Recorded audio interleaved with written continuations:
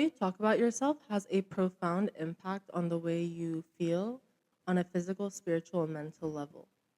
Words are so powerful, and science has backed up this claim time and time again, yet we're still so careless with our words. We'll say things like, I'm dumb, I'm stupid, oh my God, I'm dead, oh my God, it's killing me. Again, very harsh language to ourselves, and we mask it as, oh, it's just humor, it's just sarcasm, etc., etc. But in reality, cells don't know the difference. Cells are very straightforward, right? So if you say, hey, I'm stupid, your body doesn't know that you're just frustrated or exaggerating. And I employ this in my life. I got really interested in this topic a few years ago. I don't exactly remember when, but it's become such a subconscious thing in my life. This is a topic I've been interested in for quite some time, and it's one that I employ in my daily life, and that has also bled into the lives of my friends.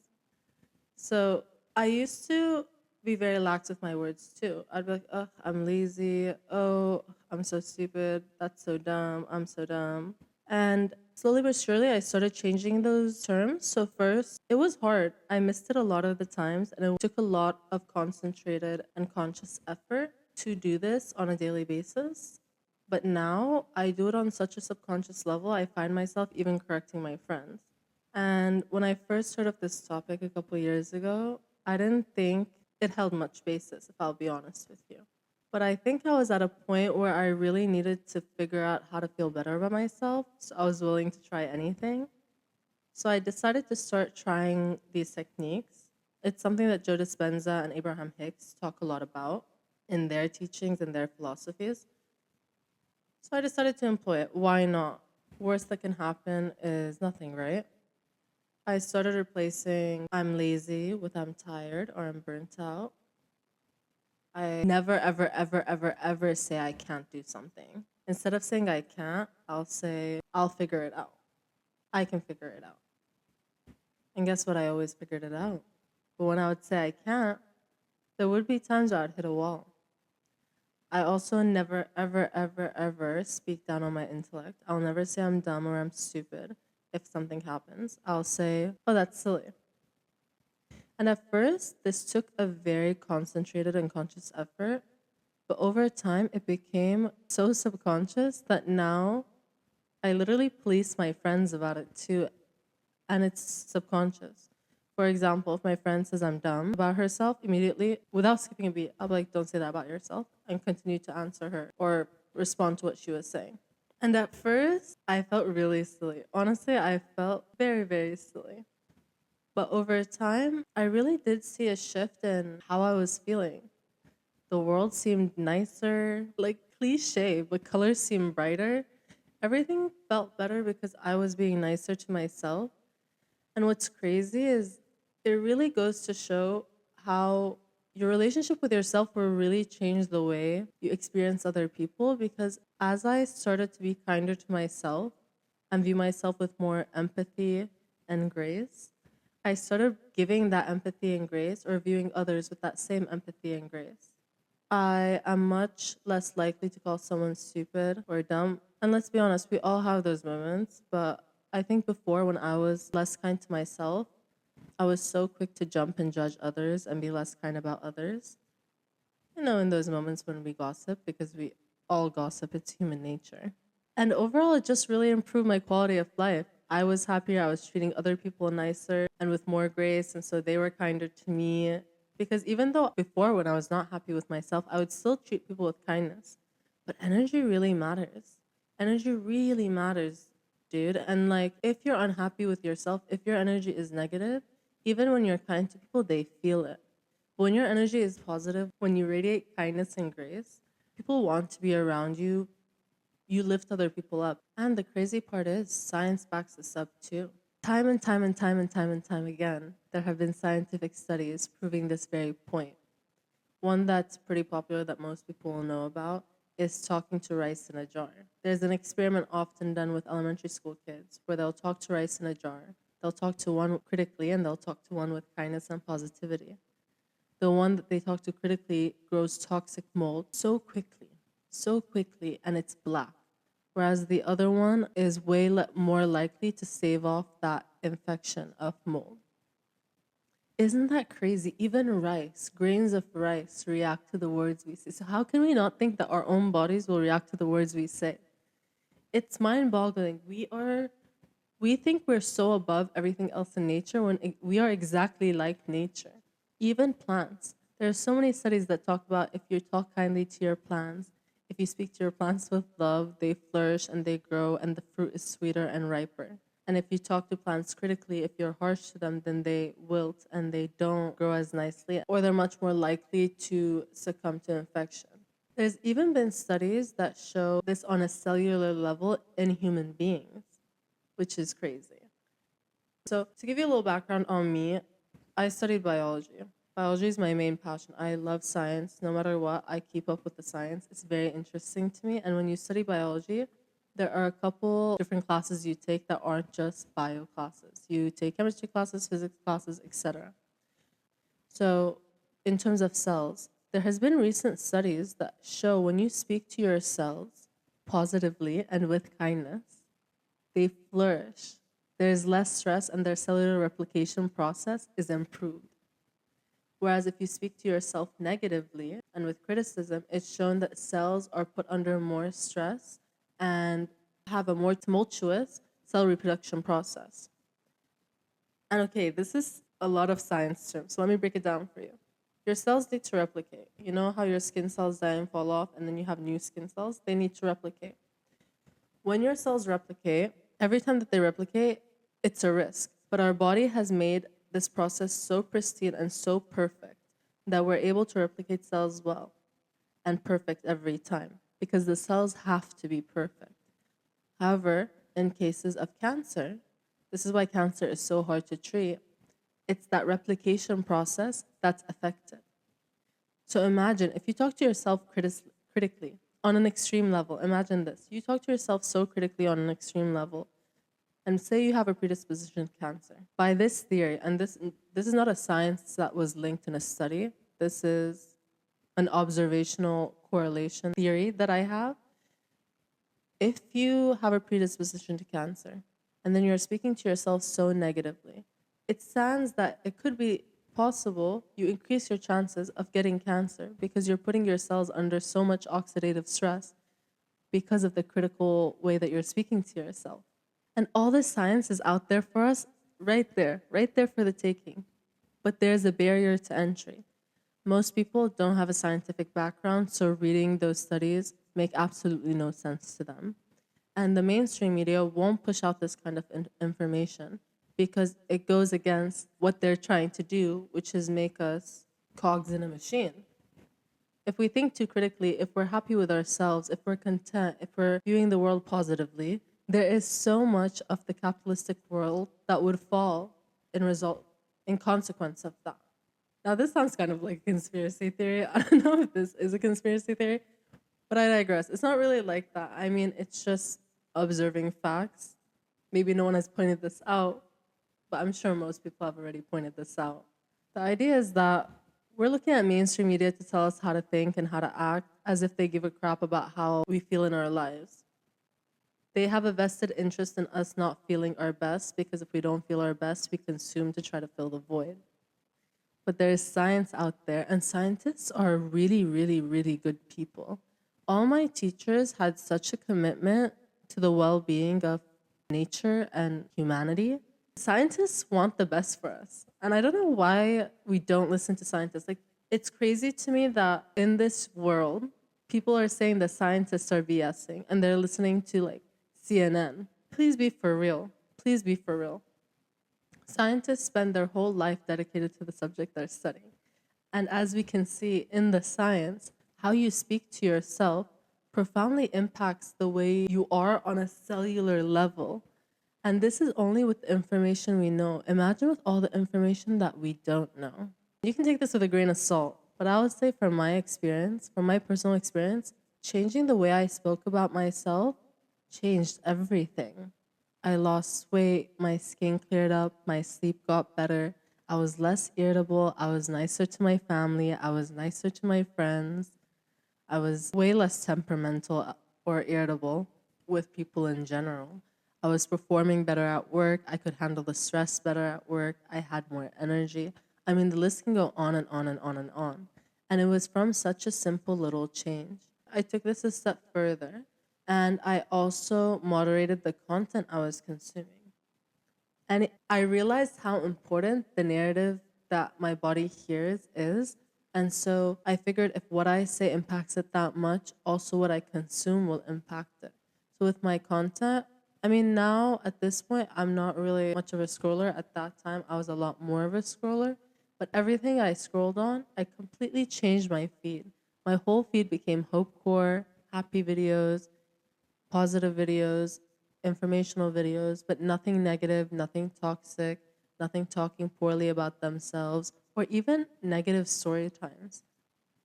I also watched the way other creators spoke about themselves, and if I encountered a creator that spoke overly negatively about themselves, I also moderated how much I watched those creators or cut them out of my consumption completely. And I swear to God, the fog lifted. The clouds disappeared, the sun came out. Life was just so much more enjoyable.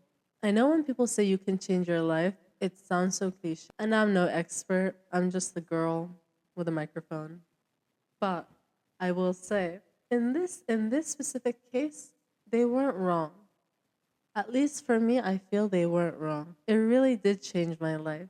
And it had a snowball effect and a domino effect in every other aspect of my life. I started working out again more consistently. I started eating healthier. I started sleeping earlier. I got back into my hobbies and my passions. I feel before this, obviously, listen, there's many things that I did in this time of my life and many things that I changed over a course of a few months during this period of my life that also contributed to this change. But I do remember that the first thing I did was change the way I speak about myself. And I truly feel that had I not changed the way I spoke about myself and the way I spoke to myself, everything else would not have happened in the time frame that it had happened or with the ease at which it happened. Because I tried to change my life and the way I was living multiple times over before this point. But it wasn't until I changed the way I talked to myself that everything changed. Because energy really, really matters. The way you treat others is one thing, but the energy that you carry when you treat them is another. I always feel I've tried my best to treat people with kindness, but I noticed when I treated myself with more kindness, I was profoundly kinder to other people, and I gave other people a lot more grace because I was also giving myself a lot more grace. And I noticed other people enjoyed being around me way more because I was so content within myself. Obviously, this is triggering for people who are very discontent with myself. I also had people that really didn't like me because I was very content with myself. But for the majority, people love to be around me because I was content with myself. And when you're content with yourself, you uplift others as well, and they feel it in your energy.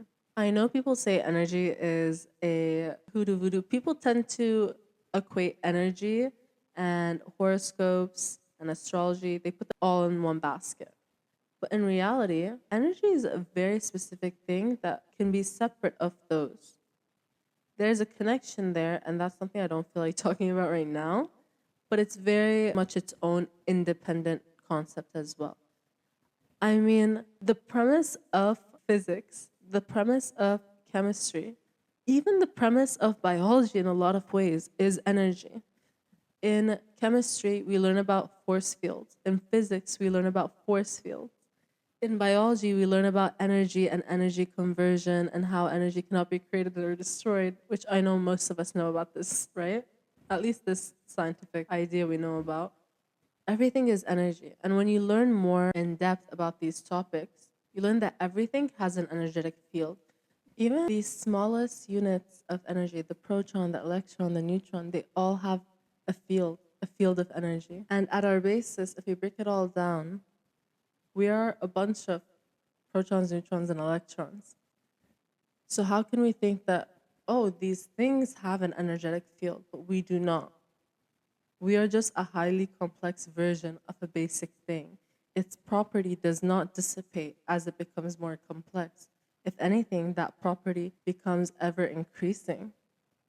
So it's crazy to me that people will say energy isn't a real thing because it really is. It's why sometimes you get a gut feeling that a person is a good vibe or a bad vibe, or you get a gut feeling that a person is in a good mood or a bad mood. There's a reason for that. Our bodies, our subconscious, our somatic system can recognize energy signals from other people and from places. Everything at its basis is energy. Everything we see in life is an illusion. It's all energy. I mean, this table, at the end of it, actually what all of this is, they're just packed cells in here that are just packed in an organized way that make it feel solid and look solid. This is getting scientific. My point being that energy is a thing. Energy is a thing, your words matter. Science has proven both of these things, yet we're still so willy-nilly with the way we speak about ourselves. And so I really encourage you to think about this because this really changed the way I viewed my life. And it's not going to be the same for everyone, and it's not going to be easy, but somewhere along the way, I woke up and it became a subconscious thing for me. And it's something that people will comment on all the time that I'm very positive and I don't speak negatively. And I respect myself more for it. Other people respect me more for it too. And I just move around in the world more content. Your words really do matter. And I'm a big advocate for taking accountability in your life. I don't think anybody is going to come save you. I think if you want to be saved, you have to save yourself. If you want things to change, you have to be the change that you want to see. Nobody is going to come and change things for you. And one of the easiest ways when you're feeling super down, because I was very sad at one point in my life. I was very sad at one point in my life, and I did not have the energy or the will to do anything. I didn't have the energy or will to even exist. I just wanted to sleep for maybe 6 months and come back a new person. Everything seemed so hard. So when I was watching these videos that were like, do this and that and wake up at 5 and do a 20-minute meditation, etc., it sounded like way too much work for my sad brain to do. My sad brain was struggling to feed itself. It was not looking to meditate or do yoga or do anything. It was looking for a lifeline to survive. And so this small change of how you talk to yourself is such an easy, low energy investment you can make. Even when life seems so tough, just changing the words you use is a first step that will have profound impact. Once you understand this, wow, life is completely different. And it goes way beyond that because at this point in my life, because I've talked about myself so positively and for so long, nobody can harsh my vibe. If somebody doesn't like me, that's okay. If somebody doesn't meet my standards, I'll walk away. I have a lot of self-worth because of this. I mean, look, again, everything in a context. So I also had to act in a way that reaffirmed the way I was speaking about myself. So if I was saying, I'm just a little tired, but I'm going to work on it, I'm a hard worker, I can figure it out, I had to act in accordance of that. If I was going to say I'm fit and I'm looking good, I had to act in accordance to that. I had to work out and take care of myself. But that comes later. At first, I just changed the I am. All the I ams, I changed those first. And then the I do's and I act in a way, X's, whatever, those I changed next. But because I changed the I ams first, the I do's were very easy to change. So today, I just wanted to say that, honestly. I just wanted to say, think about the way you speak about yourself. Think about the way you speak about the world and experiences. Because honestly, I even apply this to the way I think about experiences. I have a little bit of road rage, I'm not gonna lie. Sometimes, a little bit of road rage. And I used to be like, man, what the are you doing? Like, I would be annoyed. Why are you driving so stupid? And it got me nowhere. It, like, getting mad like that did nothing for me. It just made me upset. And for what? Like, the other car, oblivious. I'm upset, they're vibing. Now I'll be like, maybe they have a cake in the back. Maybe they have a kid that's screaming. It's fine. Maybe they're in a rush. It's fine. Whatever. Why am I gonna put my energy to be negative? It's okay. I gave him grace. And all the other ways that I applied this were subconscious. It was a domino effect. The only conscious and active choice I made was to change the I ams and the I do's. Everything else after that, the way I interacted with the world, the way I interacted with my friends, the way I presented myself, all of it was a consequence of this one change I made.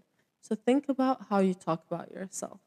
Because I can guarantee if you reflect, you'll see that you have been so hard on yourself. Because as human beings, we are taught by society to be so hard on ourselves. And I think some of us struggle with this a lot more than others. I tend to overthink and be overly critical about myself. It's a problem. And it's a problem that runs in my family. My dad is like that. My uncle is like that. My brothers are like that. My mom is like that. None of us can take it easy, honestly. We overthink way too much. And so I had to make a conscious effort to change that. And I want you to make that conscious effort too. Because in this world and in this life, you have a choice to make. You can choose to live this life as a passenger, or you can choose to live this life as the driver. If you're living this life as a passenger, your narrative about yourself is influenced by society and what society says you should think about yourself based on your qualities. You're good if you're this, you're bad if you're this, you're worthy if you're this, you're bad if you're that, or unworthy if you're that. And if you're the driver in your life, then you determine why you're worthy and what it is you're worthy for and what it is that is valuable in you, not other people. And then you don't give a crap about what other people say once you've developed all these things within yourself because you have taken such a good hard look at yourself and you have spent so much time giving yourself grace and patience that another person's lack of grace and patience doesn't affect you. You start to see it for what it truly is. An angry person, a person who's unkind to themselves, will be unkind to you. A person who cannot treat themselves with grace will not have any other grace or extra grace to offer you. It's unbelievable how small changes really can change your life, can absolutely change the way you interact with and perceive the world. It's amazing. So I hope you take this as an opportunity to take stock of how you speak to yourself and to make a conscious effort to speak to yourself a little more kindly. It doesn't have to be 0 to 100. It doesn't have to be perfect every day. It doesn't even have to be a long term commitment. Commit to one day of kindness. And every morning, make the decision to commit to it again. If that morning is hard, give yourself grace. Give yourself grace and try again the next day. But keep trying again because I promise life is about to get so much better.